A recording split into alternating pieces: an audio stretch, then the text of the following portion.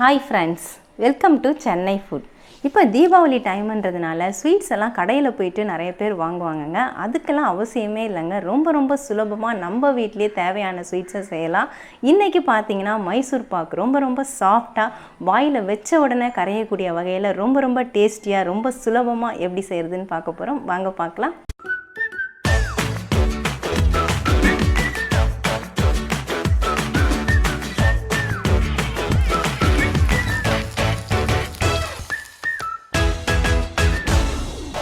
ஒரு துளி கூட நெய்யே சேர்க்காம வீட்டில் இருக்கக்கூடிய எண்ணெயை வச்சு ரொம்ப டேஸ்டியான சாஃப்டான மைசூர் பாக்கு தாங்க செய்ய போகிறோம். அதுக்காக நான் மெஷரிங் கப்பில் 1 கப்பு கடலை மாவு எடுத்திருக்கேன். நீங்கள் மெஷரிங் கப்பில் தான் எடுக்கணுன்றது அவசியம் இல்லை. உங்கள் வீட்டில் இருக்கக்கூடிய டம்ளர் கிண்ணம் இதில் வேணும்னாலும் அளந்து எடுத்துக்கலாம். ஆனால் நீங்கள் கடலை மாவு எதில் எடுக்கிறீங்களோ அதே கப்பில் தான் நம்ம எல்லா பொருட்களுமே அளந்து பயன்படுத்தணும். இப்போ இந்த கடலை மாவை நம்ம வறுத்து எடுத்துக்கலாம். ஸ்டவ் ஆன் பண்ணிவிட்டு பேனை சூடுபடுத்திக்கோங்க. ஸ்டவ் ஆன் பண்ணிவிட்டு பேன் சூடானதும் ஸ்டவ்வை சிம்மில் வச்சுருங்க. கடலை மாவுடைய பச்சை வாசனை போகணும். அதுக்காக தான் நம்ம வறுக்கிறோம். இதை வறுக்காமல் பயன்படுத்தினா அந்த ஸ்வீட் சாப்பிடும் பொழுதெல்லாம் அந்த கடலை மாவோட பச்சை வாசனை தெரிய ஆரம்பிக்கும். நீங்கள் லோ ஃப்ளேமில் வச்சுட்டு ஒரு 2-3 நிமிஷம் வறுக்கணும். மாவு நல்லா வாசம் வரணும். அதே சமயம் மாவுடைய நிறம் மாறக்கூடாது. கடலை மாவை நான் லோ ஃப்ளேமில் வச்சுட்டு நல்லா வறுத்துட்டேங்க. பாருங்கள், இப்போ வறுத்ததுக்கப்புறம் அந்த மாவோட வித்தியாசம் உங்களுக்கு நல்லா தெரிய ஆரம்பிக்கும். நல்லா அப்படியே உதிரியாக கொட்டுற மாதிரி இருக்கும். நம்ம முதல்ல கொட்டும் பொழுது மாவு எப்படி இருந்தது, இப்போ எப்படி இருக்குது பாருங்கள். இந்த மாதிரி வறுத்துட்டு செய்யும் பொழுது மைசூர் பாக்கு நல்லா டேஸ்ட்டாக இருக்கும். இப்போ நான் அதை ஸ்டவ் ஆஃப் பண்ணிவிட்டு இந்த மாவை நம்ம வேறு ஒரு பவுலுக்கு மாற்றிக்கலாம். கடலை மாவை வறுத்துட்டு நான் பவுலுக்கு மாற்றிட்டேங்க. நல்லா நைஸாக இருக்குது. உங்களுக்கு குருணை இருக்கிற மாதிரி தெரிஞ்சதுன்னா சளிச்சு எடுத்துக்கோங்க. எனக்கு குருணெல்லாம் எதுவும் இல்லை. மாவு நல்லா சாஃப்டாகவே இருக்குது. இப்போ இந்த கடலை மாவுக்கு நம்ம எந்த கப்பில் மாவு எடுத்தோமோ அதே அளவுள்ள கப்பில் தான் நம்ம எண்ணெய் சேர்க்க போகிறோம். நீங்கள் நெய் சேர்க்குறதா இருந்தாலும் சேர்த்து செய்யலாம். நெய் மைசூர் பாக்கு வீடியோ நான் ஏற்கனவே கொடுத்துருக்கேங்க. அந்த வீடியோக்கான லிங்க்கை நான் ஐ பட்டன்லையும் டிஸ்கிரிப்ஷன்லையும் கொடுக்குறேன். வேணும்னா வீடியோ ஓப்பன் பண்ணி பாருங்கள். இன்றைக்கி நம்ம ஒரு துளி கூட நெய் சேர்க்காம தான் செய்ய போகிறோம். அதனால எந்த கப்பில் கடலை மாவு எடுத்தோமோ அதே அளவுள்ள கப்பில் நாம் எண்ணெய் எடுத்துகிட்டு சேர்க்க போகிறோம். வாசனை இல்லாத எண்ணெயாக சேர்த்துக்கோங்க. அதாவது கடலை எண்ணெய், நல்லெண்ணெய் இதெல்லாம் நீங்கள் சேர்க்க வேண்டாம். ரீஃபைண்ட் ஆயில் சேர்த்துக்கோங்க. நான் கடலை மாவு எடுத்த அதே கப்பில் எண்ணெய் எடுத்துட்டேன். அதை இதில் சேர்த்து விட்டுக்கலாம். சேர்த்ததுக்கப்புறம் பார்த்தீங்கன்னா கட்டிகள்லாம் இல்லாமல் நல்லா கலந்து விட்டுக்கணும். அதுக்காக நான் சின்னதாக விஸ்க் எடுத்திருக்கேன். குட்டி விஸ்க்கு தான் நான் எடுத்திருக்கேன். சப்போஸ் உங்கள்கிட்ட விஸ்க்கு இல்லைன்னா ஃபோர்க் ஸ்பூனை நீங்கள் யூஸ் பண்ணிக்கோங்க. இதில் நல்லா கலந்து விட்டுக்கணும். கட்டிகளே இருக்கக்கூடாது. விஸ்க்கு வச்சு நான் நல்லா கலந்து விட்டுட்டேங்க. பாருங்கள், சுத்தமாக கட்டிகளே இல்லை. இந்த மாதிரி நல்லா சாஃப்டாக ரெடி பண்ணி வச்சுக்கணும்.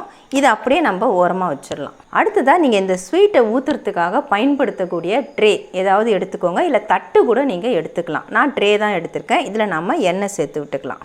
இது எல்லாமே நம்ம ரெடி பண்ணி வச்சுக்கணும். ஏன்னா ஸ்வீட்டை ரெடி பண்ணதுக்கப்புறம் நம்ம வெயிட் பண்ண முடியாது. சட்டுன்னு ஊற்ற வேண்டியிருக்கும். இந்த எண்ணெயை ஃபுல்லாக அப்ளை பண்ணிக்கோங்க. இந்த ஓரங்களையும் படும்படியாக அப்ளை பண்ணி விட்டுடுங்க. எண்ணெயும் நம்ம அப்ளை பண்ணி முடிச்சாச்சு. இதுவும் அப்படியே இருக்கட்டும். இப்போ நம்ம மைசூர் பாக் செய்கிறதுக்கு ஸ்டார்ட் பண்ணிக்கலாம். மறுபடியும் ஸ்டவ் ஆன் பண்ணிவிட்டு ஒரு பேன் வச்சுக்கோங்க. நம்ம இப்போ சர்க்கரை சேர்த்து விட்டுக்கலாம். எந்த கப்பில் கடலை மாவு எடுத்தோமோ அதே கப்பில் தான் சேர்க்கணும். 1.5 கப் அளவுக்கு சேர்த்துக்கோங்க. உங்களுக்கு இனிப்பு கூடுதலாக வேணும்னு நினச்சிங்கன்னா 2 கப்பு கூட சேர்த்துக்கலாம். 1.5 கப்பு சர்க்கரை சேர்த்ததுக்கப்புறமா கூடவே தண்ணி சேர்த்து விட்டுக்கோங்க. 1 கப் அளவுக்கு தண்ணி சேர்த்துக்கோங்க. இந்த சர்க்கரை நல்லா கரைஞ்சி கொதிக்க ஆரம்பிக்கணும். சர்க்கரை இப்போ நல்லா கரைஞ்சிட்டு சர்க்கரை தண்ணி நல்லா கொதிக்க ஆரம்பிச்சிருச்சுங்க. ஆனால் இதில் ஒரு பதம் வரணும். நம்ம கையில் எடுத்து பார்த்தோம்னா கம்பி மாதிரி உடையணும். அந்த பதம் வந்தோடனே நான் உங்களுக்கு காட்டுறேன். சர்க்கரை தண்ணி கொதிக்கிற வரைக்கும் நீங்கள் ஹை ஃப்ளேமில் வச்சுக்கோங்க. நல்லா கொதிக்க ஆரம்பிச்சோன்னா மீடியம் ஃப்ளேமில் வச்சுருங்க. சர்க்கரை சேர்த்து விட்டு ஒரு 5 நிமிஷமாகவே கொதிச்சிட்டு இருக்குதுங்க. நான் இப்போ ஸ்டவ்வை மீடியம் ஃப்ளேமில் தான் வச்சுருக்கேன். லோ மீடியம் ஃப்ளேம்லேயே வச்சுக்கோங்க. இப்போ பதம் வந்துருச்சான்னு பார்த்துடலாம். இந்த மாதிரி நீங்கள் விரலில் தொட்டுட்டு 2 விரலையும் இப்படி வச்சு நம்ம எடுக்கும் பொழுது நடுவில் கம்பி மாதிரி வந்து உடையும் பாருங்கள். அதுதான் பதம். ரொம்ப நமக்கு பாகுப்பதம் வந்துடக்கூடாது. அப்போ தான் மைசூர் பாக்கு நல்லா சாஃப்டாக இருக்கும். இந்த மாதிரி பதம் இருந்தால் தான். பாருங்கள், நடுவில் கம்பி மாதிரி வருது. உங்களுக்கு தெரியுதான்னு தெரியல. கம்பி மாதிரி வந்து உடையும். ஸ்டவ்வை லோ மீடியம் ஃப்ளேம்லேயே வச்சுக்கோங்க.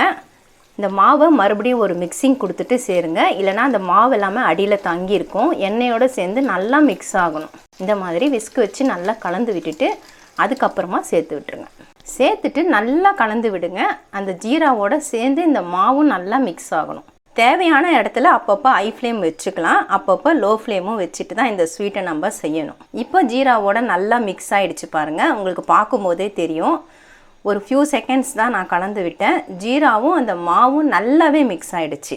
இன்னும் கொஞ்சம் நேரத்தில் அப்படியே கொதித்து கொஞ்சம் அப்படியே இறுகி வரா போல் வரும். உங்களுக்கு தேவைன்னா இந்த சமயத்தில் ஒரு 2 டேபிள் ஸ்பூன் நெய் சேர்த்துக்கலாம். ஆனால் நான் ஒரு துளி கூட நெய் சேர்க்கலை, வாசனை இல்லாத ரீஃபைண்ட் ஆயில் சேர்த்து தான் செய்கிறேன். அவங்களுக்கு நெய் தேவைன்னா நெய் சேர்த்துட்டு நீங்கள் செஞ்சுக்கலாம். இப்போ மாவு பாருங்கள் நல்லா கொஞ்சம் இறுகி வர ஆரம்பிச்சிருச்சு. உங்களுக்கு பார்க்கும்போதே தெரியும், அப்படியே ஒரு மாதிரி கண்ணாடி மாதிரி அப்படியே லேயர் லேயராக விழுது பாருங்கள். இன்னும் கொஞ்சம் நேரத்தில் சரியான பதம் வந்துடும். இன்னும் கொஞ்சம் இறுகுனா போதும். நான் லோ ஃப்ளேமில் தான் வச்சுருக்கேன் ஸ்டவ்வை. இந்த டைமில் நீங்கள் ஹை ஃப்ளேமில் வச்சிங்கன்னா கருகிடும். அதனால் லோ ஃப்ளேமில் வச்சுட்டு கலந்து விட்டாலே போகிறோம். அப்படியே ஓரங்களெல்லாம் எடுத்து விடுங்க. இப்போ பாருங்கள் மைசூர் பாக்கோடைய பதமே நல்லா மாறி வந்திருக்குது. நல்லா திக்காக இருக்குது பாருங்கள். இந்த அளவுக்கு திக்கான ஒரு கன்சிஸ்டன்சி தான் வரணும். நீங்கள் இப்படி பேனில் எடுத்து விட்டிங்கன்னா உங்களுக்கு அப்படியே ஒட்டாமல் அது ஒதுங்கி போகும். அதுதான் சரியான பதம். இது ஃபுல்லாக இருக்கிறதுனால கொஞ்சம் சேர்ந்து வந்துடுது, ஆனால் ஒட்டாமல் வருது பாருங்கள். நீங்கள் முடிஞ்ச வரைக்கும் நான்ஸ்டிக் பேனை யூஸ் பண்ணிங்கன்னா ஸ்வீட் செய்கிறதுக்கு ரொம்பவே வசதியாக இருக்கும். இப்போ நம்ம ஸ்டவ் ஆஃப் பண்ணிவிட்டு ட்ரேக்கு மாற்றிடலாம். இப்போ நம்ம எண்ணெய் தடவி வச்சா இந்த ட்ரேயில் டக்குன்னு மாற்றிடுங்க. ஏன்னா கடலை மாவு உடனே இறுக ஆரம்பிச்சிரும். அதனால் உடனே நீங்கள் மாற்றி விட்டுடணும். மாற்றிட்டு இந்த ட்ரேவை லைட்டாக அப்படியே டேப் பண்ணி விட்டுடுங்க. கரெக்டாக அதுவே லெவல் வந்துடும். அவ்வளவுதாங்க. நான் மைசூர் பாக்கை ட்ரேயில் மாற்றி விட்டுட்டேன். இப்போ இதை நல்லா 2 மணி நேரம் இல்லை 3 மணி நேரம் நீங்கள் ஆற விடணும். சுத்தமாக சூடு இருக்கக்கூடாது. ஆறுனதுக்கு அப்புறமா தான் இதை நம்ம பிளேட்டுக்கு மாற்றி கட் பண்ணணும். மைசூர் பாக்கை ரெடி பண்ணி ட்ரேயில் ஊற்றிட்டு நல்லா சூடு ஆறிடுச்சுங்க. இதை நீங்கள் அப்படியே கவுத்து விட்டும் பிளேட்டுக்கு மாற்றி கட் பண்ணலாம். நான் ட்ரேலேயே வச்சு அப்படியே கட் பண்ணிட போகிறேன். உங்களுக்கு என்ன சைஸ் வேணுமோ அந்த சைஸ் நீங்கள் கட் பண்ணி எடுத்துக்கோங்க. மைசூர் பாக்கு பீசஸ் எல்லாத்தையுமே நான் கட் பண்ணிவிட்டு ட்ரேலேருந்து பிளேட்டுக்கு மாற்றிட்டேங்க. ரொம்ப சூப்பராக வந்திருக்கு பாருங்கள். பார்க்கும்போதே உங்களுக்கு தெரியும் அதோட ஃபினிஷிங் எப்படி இருக்குதுன்னு சொல்லிட்டு. நான் உங்களுக்கு இன்னும் உடைச்சே காட்டுறேன், நீங்கள் பாருங்கள். அப்படியே உடைக்கும் பொழுதே சாஃப்டாக உடையுது. அப்படியே வாயில் வச்ச உடனே கரைஞ்சிரும். அந்த அளவுக்கு டேஸ்ட்டு சூப்பராக இருக்கும். பாருங்கள், நான் லைட்டாக தான் ப்ரெஸ்ஸிங் கொடுக்குறேன்.